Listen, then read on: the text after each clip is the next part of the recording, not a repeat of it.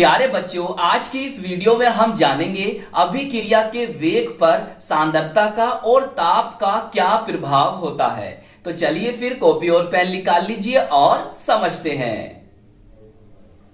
तो प्यारे बच्चों, आप ब्लैक पेन से सुंदर सा बड़ा बड़ा हेडिंग डालेंगे और लिखेंगे अभिक्रिया के वेग पर सांद्रता का प्रभाव। सही। अब बहुत ध्यान समझना। देखिए, निश्चित ताप पर अभिकारकों की सांद्रता बढ़ने से अभिक्रिया का वेग बढ़ता है। हमने क्या जाना सर? हमने ये जाना कि निश्चित ताप पर अभिकारकों की सांद्रता बढ़ने से, किसकी? अभिकारकों की सांद्रता बढ़ने से अभिक्रिया का वेग बढ़ता है।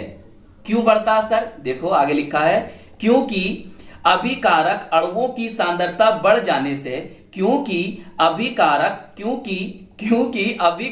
अणुओं की सांद्रता बढ़ जाने से अणुओं के मध्य टक्करों की कुल संख्या बढ़ जाती है, इसीलिए अभिक्रिया का वेग बढ़ जाता है। प्यारे बच्चों, इस पूरी बात को आप केवल इतने से याद कर सकते हो। कैसे? समझो।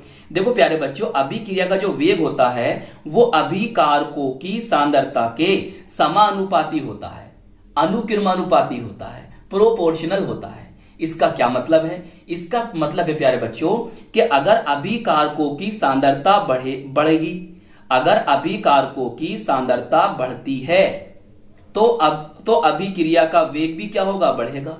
और प्यारे बच्चों, अगर अभिकारकों की सांद्रता घटेगी तो अभिक्रिया का वेग भी क्या होगा? घटेगा। बात समझ में आ गई?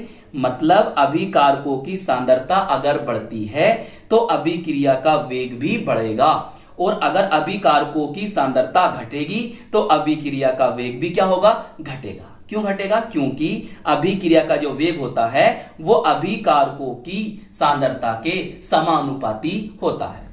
सही। तो इस पूरी बात को आप इससे लिख सकते हो। चलिए अब प्यारे बच्चों, ब्लैक पेन से आप ये हेडिंग डालेंगे, सुंदर सा लिखेंगे, ब्लैक पेन से लिखेंगे, बड़ा बड़ा लिखेंगे। देखिए, अभिक्रिया के वेग पर ताप का प्रभाव। सही। अब बहुत ध्यान समझना। देखो, अभिक्रिया का ताप बढ़ने से अभिक्रिया का वेग बढ़ता है।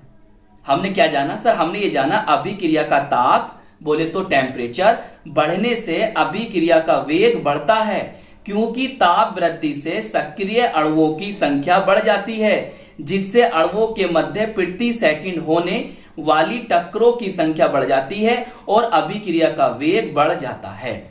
बात समझ में आई? प्यारे बच्चों, हम जानते हैं कि जब हम किसी भी अभिक्रिया का टेम्परेचर को बढ़ाएंगे, ताप को बढ़ाएंगे, तो जो उसमें अभिकारक हैं, जो उसमें रिएक्टेंट्स हैं, उनके अणुओं की गतिज ऊर्जा बढ़ जाती है।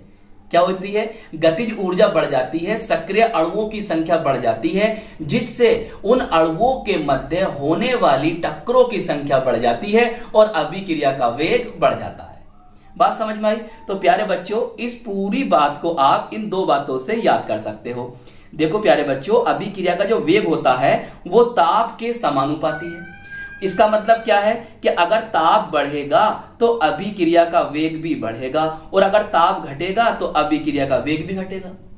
इसी तरह से प्यारे बच्चों, अगर टक्करों की संख्या बढ़ती है, मतलब अणुओं के मध्य अगर टक्करों की संख्या बढ़ती है तो अभिक्रिया का वेग बढ़ेगा। बात समझ में आ रही है? और अगर टक्करों की संख्या कम होगी तो अभिक्रिया का वेग क्या होगा? कम होगा, क्योंकि अभिक्रिया का जो वेग है वो ताप के समानुपाती है और टक्करों की संख्या के भी समानुपाती होता है।